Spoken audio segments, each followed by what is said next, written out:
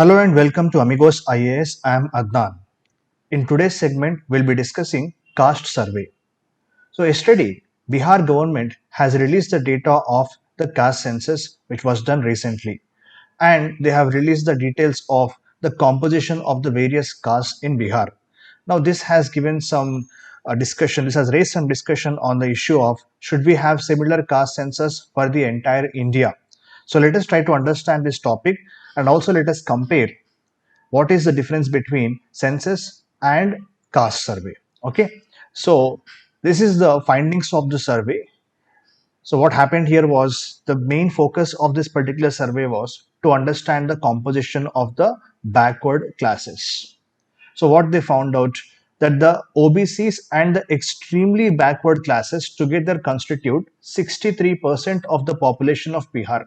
So Bihar population is roughly around 13.07 crores. So in that they have found out that 63% are the OBCs and the EBCs, extremely backward classes. These numbers are in contrast with the quantum of reservation, which is 27%. Okay, in India, OBCs are given 27% reservations after the Mandal Commission recommendations. But as you can see in the state, the population of the OBCs and EBCs is 63%. That means there is not much match between the percentage of backward classes and the percentage of reservation. So as you can see on your screens, the pie chart shows the distribution of various castes in Bihar.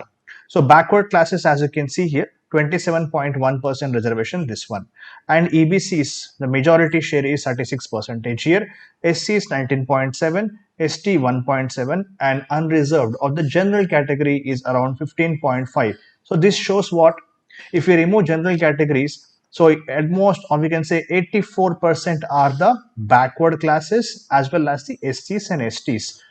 That is a very important finding of this particular survey.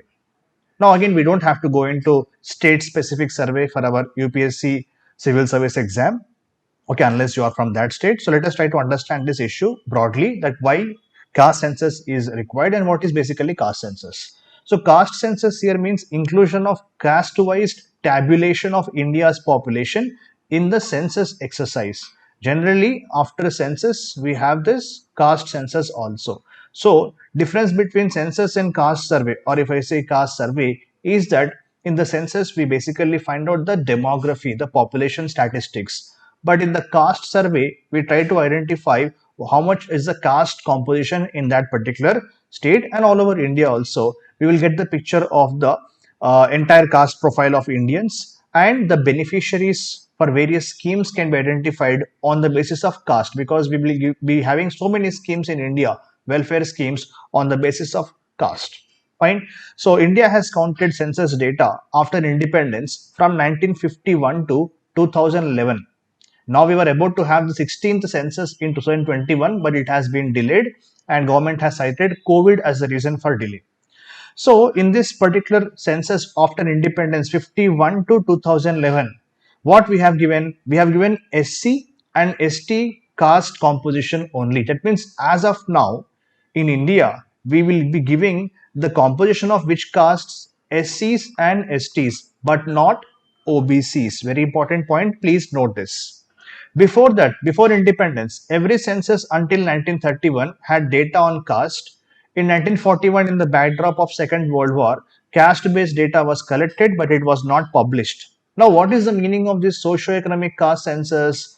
Now, this was started in 1931 and last time happened in 2011. After that, we are not seeing any socio-economic caste census. That means even though socio-economic caste census happened in 2011, see here, by the United Progressive UPA government of Congress, okay, they conducted this socio-economic caste census, but data was never released by the current government because they said it is having some flaws, it is having some irregularities in the exercise. That means 1931 and 2011 socio-economic caste census, but 2011 census details have not been published so far.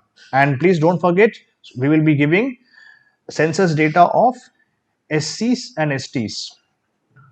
Okay, so and it gives data of religion, languages, socioeconomic status, etc. in the caste census. So that is the basics of what is caste census about. So if you want to have more on this, I'll just tell you. Census in India is conducted as per the Census Act 1948. That means it is mandatory for the government of India to conduct census every 10 years. Which is the nodal ministry for this? It is the Home Ministry which is the nodal ministry for this. And who is the person who is in charge of this? It is the Census Commissioner. Okay, Census Commissioner, Registrar General and Census Commissioner it is called. Okay, Registrar General and Census Commissioner is the person who is given this job of conducting census in India. It is a mandatory exercise conducted as per Census Act 1948. Now compared with socio-economic caste census, it is not covered as per any statutory provision. That is why you don't see it being conducted regularly. Second important point, this census is compulsory, of course, every 10 years. And other point is census data is confidential, while socioeconomic caste census data is not confidential. Another important point is census data is primarily used for identifying the demography of the population. Whereas socio-economic caste census data is important for us to understand beneficiaries of the welfare scheme of the governments. So I hope you got the clarity between both of these. Please wait till the question asked at the end of this particular lecture. Now, next point here. Does a caste census enumerate only the OBCs or all castes? When we're talking about the caste survey or caste census, do they cover only OBCs? No, they cover every single caste here, not just the OBCs. Even though OBC demands coming from various political parties, not just OBCs, the mapping is done for the all castes. See here, expanding the mapping of census from SC/ST to include OBCs as well as upper caste, no matter what caste. Everything is covered in the caste survey. Next point, what is the status of this last census or I can say last caste census done in India 2011? Data has not been published because of flaws in data. Government said that we are going to establish a committee, okay, under the vice chairman of Niti Aayog at the time, okay, Arvind Panagria, but members of the committee has not been told. As a result, so far there has been no progress on whether or not the data of 2011 socio-economic caste census will be shared or not. It seems by seeing the government pronouncements, they won't release this data for because it has a lot of flaws. Okay, so why will caste not be counted along with the 2021 census? As of now, of course, this census has been postponed. Government has not given any date as to when we are going to conduct 2021 census. Some say after elections they may conduct. So again, we have to wait and watch. Government told what? We won't count, if at all we do the census, we will not count the castes. Government is saying. Why?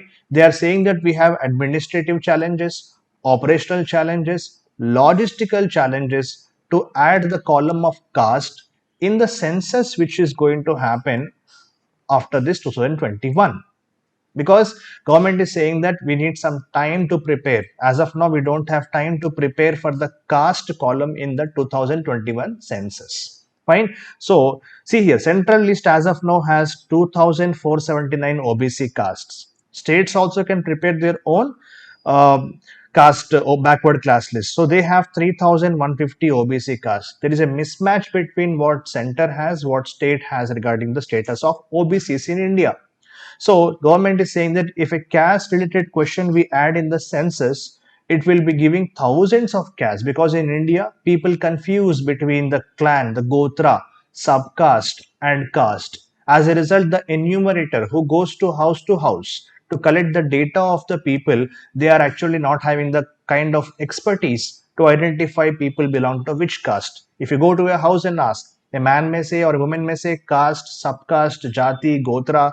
We don't know exactly, can we call it as a specific caste or it is a subcaste. This categorization will become very difficult for us. So see here, enumerators are part-time people, okay, with 6-7 days of training, because we have to go throughout the country, not an investigator, not a verifier. That means the central government has given an affidavit to Supreme Court in 2021 saying that it is meaningfully difficult to classify the caste in India. So even in future also, we are not going to do caste census in India. This is what central government has informed the Supreme Court. What is the relevance of the caste survey here? Caste survey relevance is what? Because we need to identify who are the historically backward communities, and because they have been discriminated, we have to do justice for them. As of now in India, 15% reservation is given for the SCs, For STs, we are giving 7.5%. Okay, I will write it here for better viewing. For STs, we are giving 7.5% reservations. For the OBCs, it is 27% after Mandal Commission recommendations. And now for EWS, we are giving 10% reservation. That means it is crossing already 59.5 something it is. Already we have breached 50% limit, which was set by MR Balaji versus State of Mysore. And also in the Indira Sawhney judgment, it was solidified that 50% cap has to be maintained unless there are some exceptional reasons. Fine. So while the figures of SC/ST are coming because of the share in population, but OBCs are actually more than 52%. So if I am giving reservation for SC/ST as per their population, why not for the OBCs is the question here. Hope you are understanding the point. That means percentage of population should be same as percentage of reservation is the argument made by those people who are asking for more reservations. Fine. For SC/ST, you are giving as per population, but OBCs are more than 52% in India, but their reservation is only 27%, is the argument being made here. Fine. So there is no, then how do you find out how many OBCs are there? Government is not doing any census data.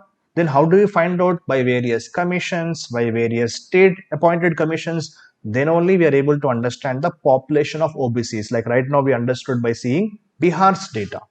Like that we don't have for the overall India as of now. Fine. That means that is why the opposition parties, many states are asking, we need caste census in India for the entire country. Then only we understand how much OBCs are there. We can make policies and schemes for the betterment of the backward sections. Education, employment, other development aspects can be covered only if we know the caste composition of the Indians. It has also been argued that caste surveys are required for what? To understand the representation as per the share in the population, whether it is the education, employment, or the any other bodies. We want to identify whether the backward classes are adequately represented or not. That means commensurate with their population. Are they having exact representation or not? This can be known only if we have the data. Fine. The idea is in the belief that backward communities should have high share in population, but they have fewer representation in public institutions and politics. That is why if I know how much percentage of backward classes are there in my state, I can give that much reservation or representation for them. That is a simple logic. Hope you're getting the point. So those with the OBC movement called the Mandal movements. Okay, Mandal Commission 1979 and finally implemented in 1990s. Okay, regarding the OBC reservation that politics happened in that decade in India. They are saying that caste census is the next logical step after reservation for OBCs. We have to go for caste census now. Okay, so what are the arguments of those demanding caste census? Just now I told you we have to extend reservation for various communities. Many sociologists, political scientists, and historians they are saying that if I don't know the breakdown of the caste system, I should know actually who are the privileged sections who are cornering all the benefits here. See, otherwise, what happens? You are blind to the caste in a casteist society of India if you deny caste-based privileges. That is how those people get the opportunities in the top of the caste hierarchy. If I don't do caste census, I will not know which sections are enjoying the privileges. So this is the root cause of the hierarchical discriminatory caste system. That means data is required here. The very term caste has come to be associated with lower caste, the SCs or the OBCs. Upper caste do not care about caste because they're already privileged sections. They are kind of casteless. Okay, they argue that in order to abolish caste, first we need to abolish caste derived privileges. People say that don't give reservations, remove the caste system. The point here is the proponents say that for the caste census, first, in order to remove caste, we need to first identify who are the privileged caste in society. And for doing that, states should first do mapping of the castes and their socio-economic status. Means what? Bihar data is not just about the composition of castes, it is also giving what? Economic dimension as well. So please note this point as well. Okay, so that means if I know the caste and their economic status, then I will know the status of their deprivation. Then I can do some policy or some scheme for those backward section. So this is a simple logic behind the political parties demanding for caste census. Why the government is not doing? Because it says it is quite a complicated exercise. Second point is people say it will hinder the integration of the all Indians if we actually make people aware about their caste, we are not helping for national integration, is the other argument made by those who do not want to have this separate caste census. And third point is the difficulties which arise in India to identify actually which caste and which jati or gotra actually are backward. That is also another argument made by those who do not support the caste census. So this is what is the topic actually. So before I end this topic again, it also I have to also talk about the political dimension here, because BJP's politics, people identify that with religion, and now here we have the caste based politics done by some of the parties of the north. That is the JDU party in Bihar, which is there, and we have Rashtriya Janata Dal, Samajwadi Party, Bahujan Samaj Party. All these parties, okay, they are based on certain caste groups, so they have to definitely argue on the behalf of those backward sections. And even Congress also is asking the government that we need to have this, either release the data of 2011 census or go for a new census of caste census for the entire India. They're asking because India is going for elections next year. Now these caste equations will matter a lot, so this assumes a political dimension also. So certain political parties practice religion based politics, some of them do caste based politics. So all these things also play an important role in whether India is going to have a caste census for the entire country or not. So that's it for this particular topic. So please do answer this question. Two statements are given. Identify the correct statements. First statement: every census in India since 1951 has information about SC, ST, and OBCs. Second statement: socioeconomic caste census is conducted as per Census Act 1948. So these are the two statements. Please identify the right answer. Please post in the comment box. If you have any doubts also, you can share in the comment box. I'll be happy to clarify them. So I will see you another day. Thank you.